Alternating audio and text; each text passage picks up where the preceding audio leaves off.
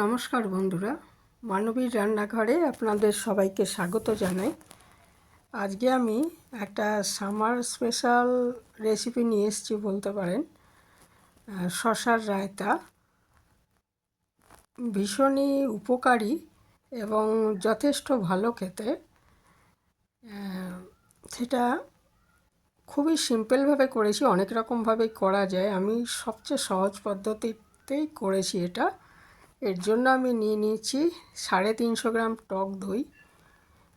এখানে আমি এই কেনা দই ব্যবহার করেছি, ইচ্ছে করলে আপনারা ঘরে পাতা দইও ব্যবহার করতে পারেন। তা টক দই নিতে হবে অবশ্যই, মিষ্টি দই নয়। আর একটা শসার দরকার। শসাটা আমি কেটে আগে দু সাইডে এরকম একটু ঘষে নেব যাতে তিতো ভাবটা না হয়। তারপরে খোসাটা ছাড়িয়ে এটা একটু গ্রেট করে নেব, কুড়িয়ে নেব যাকে বলে। তবে ভেতরে যে বীজ আছে বীজটা বাদ দিয়ে কিন্তু বাকিটা নেব আর কি, বীজটা নেব না।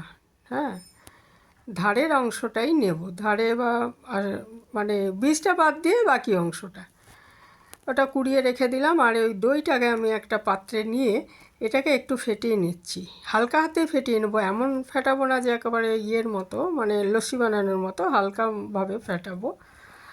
ফেটিয়ে নিয়ে এটার মধ্যে আমি দিয়ে দেব পরিমাণ মতো বিট নুন, একটু জিরে ভাজা গুঁড়ো।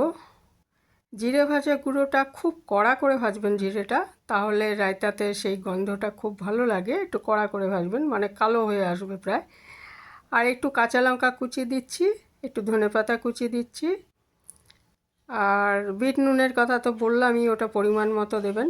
আর ইচ্ছে করলে একটু সাদা, এই যে বিট নুন দিয়ে দিলাম, সাদা নুনও দেওয়া যায়। তো আমি শুধু বিট নুনই ব্যবহার করেছি এখানে। দিয়ে এটা আবার একটু মিশিয়ে দিচ্ছি এর সাথে। আর এরপরে ওই যে কুড়িয়ে রেখেছিলাম শসাটা, সেটাও এর মধ্যে দিয়ে ভালো করে মিশিয়ে নেব। কুড়ানো শসাটাও দিয়ে খুব ভালো মতো মিশিয়ে দিচ্ছি।